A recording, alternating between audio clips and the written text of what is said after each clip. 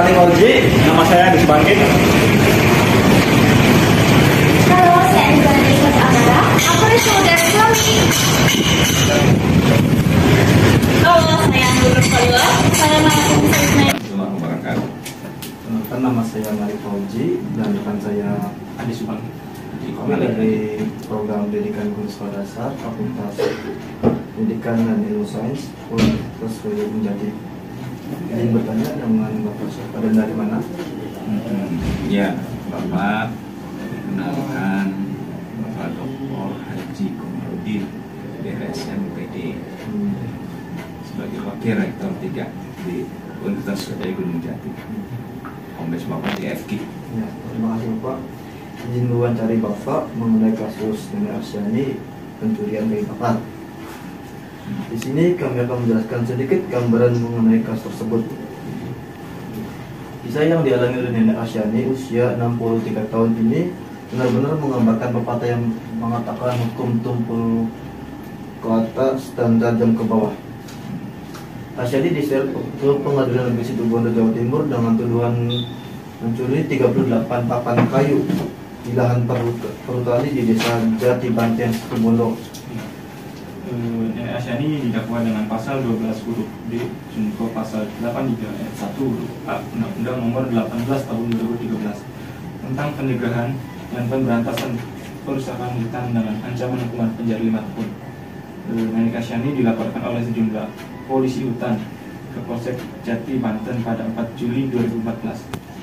Nenek 4 anak itu kemudian ditahan pada 15 Desember 2014. Izin bertanya Bapak, menurut Bapak bagaimana tanggapan mengenai kasus pencurian bayi bakar tersebut? Baik, terima kasih. Tadi saya backgroundnya dokter kurikulum ya, bidang pendidikan. Ketika ditanya kasus Nenek Asyani yang mencuri kayu bakar dengan hukuman 5 tahun ya, yang menggambarkan sebagai satu wujud proses peradilan di Indonesia mencerminkan ketidakadilan dari perspektif tadi humanistik kemanusiaan ya, seorang yang sesungguhnya tua renta memerlukan bantuan, memerlukan pertolongan secara fisik, dan itu adalah untuk konsumtif makan. Sesungguhnya dari sisi sosial spiritual itu menggambarkan betapa rapuhnya sistem hukum di Indonesia, tapi juga kepedulian masyarakat di sekitar menunjukkan tidak guyup, tidak perhatian kepada duafa yang memerlukan bantuan, yang memerlukan perhatian, yang memerlukan belai kasih cinta sayang dengan sesama, sehingga mereka para duafa itu karena laparnya, karena ingin memenuhi menyambung hidupnya, terpaksa mungkin harus tadi dengan cara mencuri. Tapi bukan berarti benar cara begitu ya, karena hukum itu tetap harus ditegakkan sesuai dengan apa yang ada di undang-undang. Nah, oleh karena itu sesungguhnya dari perspektif pribadi masyarakat sebagai yang hidup di tengah masyarakat, mungkin dia sangat terpaksa karena untuk menyambung hidupnya itu. Tetapi kan masih ada jalan lain untuk menyambung itu dengan cara bekerja yang halal, dengan cara mencari nafkah yang tidak membuat kriminal ya. Proses kejadian mencuri itu kan berarti melanggar kriminal dunia dengan kitab undang hukum pidana ya, sehingga harus berurusan dengan pengadilan sehingga divonis tadi 5 tahun gitu. Tapi sesungguhnya juga secara spiritual dia melakukan kriminal akhirat ya. Apa maksudnya? Karena memang di dalam ajaran agama juga dilarang mencuri itu ya, sangat amat dilarang, menjadi satu kriteria yang akan menjatuhkan hukuman dalam istimbatnya adalah menjadi dosa atau ismun ya, sehingga itu pelanggaran akhirat. Dan itu kalau tidak dikembalikan masuk pada wilayah hak adami ya, ketika nanti dipanggil yang maha kuasa, maka seluruh hak Adam itu harus dituntaskan, ya, tidak hanya yang mencuri, sampai yang pinjam pun yang sudah diridhoi sebenarnya, ketika itu tidak diurus, diproses, maka dia harus berurusan dengan pengadilan yang maha tinggi, ya. Maka keluarganya kan harus menyelesaikan atau mengganti atau membayar utang piutang. Nah, apalagi tentang pencurian, kan begitu. Jadi sesungguhnya ini menjadi cerminan ketidakadilan penegak hukum di dalam proses eksekusi. Adil underline-nya adalah bagaimana hukum itu harus ditegakkan include, utuh, tidak boleh ada suka dan tidak suka, tidak boleh ada yang tercecer begitu. Kalau dalam segelondong masyarakat Indonesia 250 juta, ya siapapun orangnya, kedudukannya sebagai apa, ketika dia mencederai kriminal hukum, maka dia harus berurusan dengan hukum, gitu. Ketika potret nenek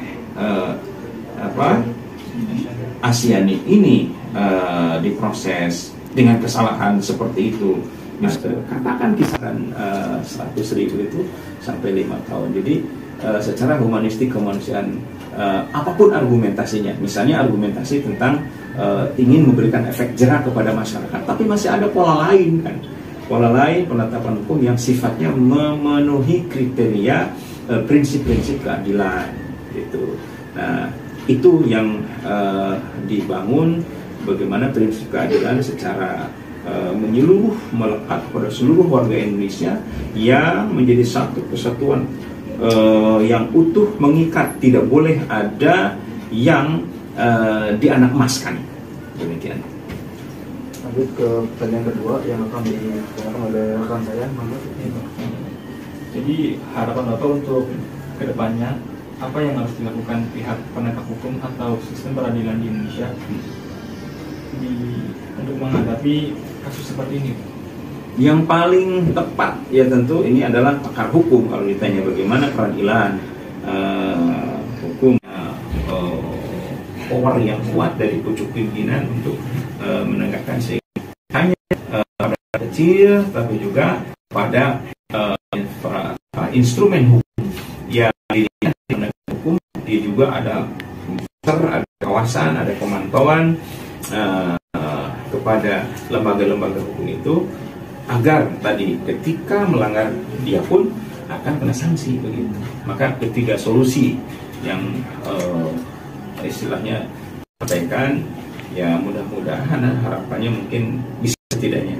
Nah, secara konstruksi hukum bisa ke dokter hukum, ya. Dan terima kasih Bapak atas waktu dan pendapatnya. Kurang lebihnya mohon maaf. Assalamualaikum warahmatullahi wabarakatuh. Apa menit tadi?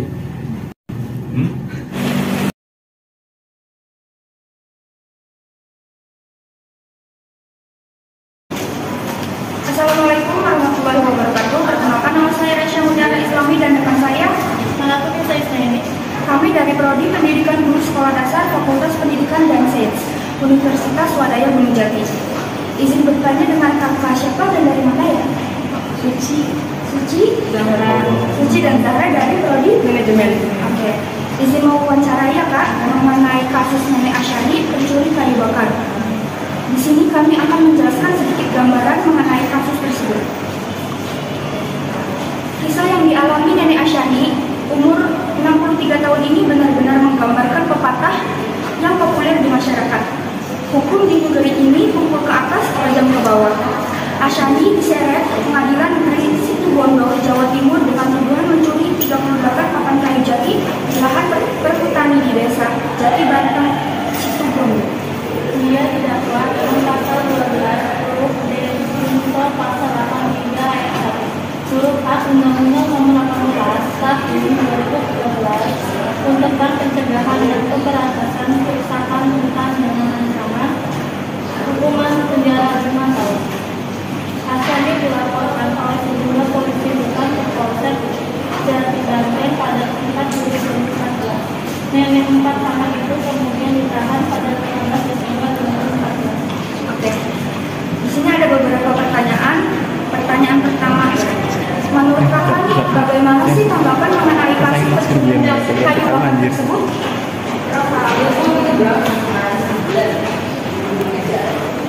Menurut kamu bagaimana sih tanggapan mengenai kasus pencurian kayu bakar tersebut? Menurut kami sih ini agak nggak bijak ya. Apa namanya, pemerintah ya, kenapa sih padahal kan cuma mencuri pohon, kan mencuri kayu bakar untuk ini kan, untuk kebutuhan dia sendiri. Kenapa cuma hanya mengambil kayu bakar aja sudah terkena hukuman yang berat seperti ini, sedangkan di pemerintahan itu tidak sesuai dengan apa yang mereka lakukan.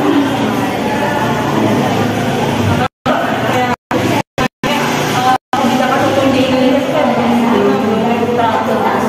Tersebut nih, apa sih yang bisa kakak simpulkan mengenai kasus ini?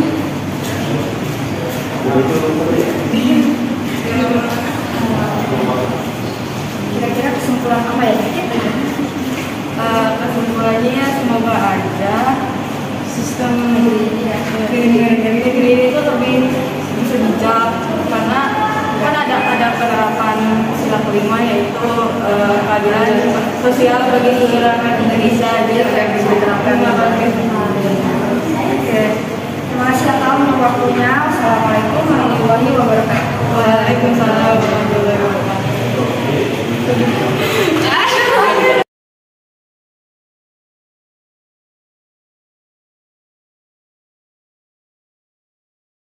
Assalamualaikum warahmatullahi wabarakatuh. Perkenalkan, nama saya Anissa Nadia Sasamra dan rekan saya. Nama saya Anggunur Fadilah. Kami dari Pendidikan Guru Sekolah Dasar, Fakultas Pendidikan dan Sains Universitas Swadaya Gunung Jati.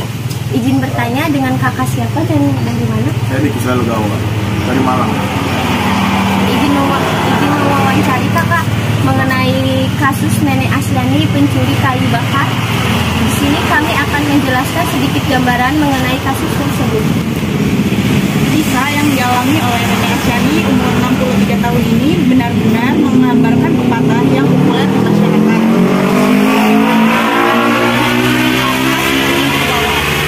Asyani diseret ke Pengadilan Negeri Situbondo, Jawa Timur dengan tuduhan mencuri 38 kayu jati di lahan perhutani di Desa Jati Banteng, Situbondo. Dia didakwa dengan pasal 12 huruf D jungto pasal 83 ayat 1 huruf A Undang-Undang Nomor 18 Tahun 2013 tentang pencegahan dan pemberantasan perusakan hutan dengan ancaman hukuman 5 tahun penjara.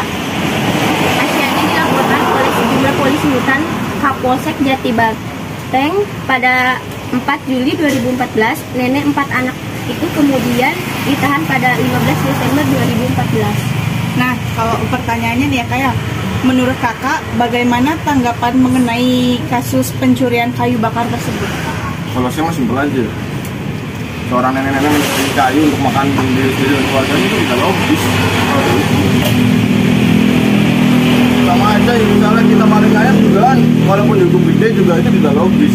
Hanya untuk mencari makan kok. Sementara para pejabat yang mencuri uang gede banyak sedikitnya dihukum cuma 2 tahun, setahun, sudah tidak logis. Harapan kakak untuk kedepannya, apa yang harus dilakukan oleh pihak penegak hukum atau sistem peradilan di Indonesia untuk menghadapi kasus seperti ini?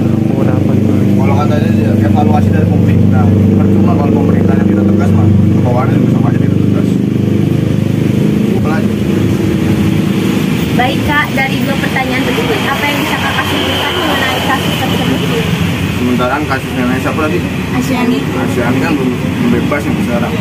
Ya tolonglah dibebaskan atau nggak dievaluasi dengan kinerjanya para hakim atau para polisi kan. Kalau dievaluasi saja. Oke kak, terima kasih atas waktunya. Assalamualaikum warahmatullahi wabarakatuh. Sekian dari kelompok kami, kurang lebihnya Mohon maaf. Wassalamualaikum warahmatullahi wabarakatuh. Pakai drone.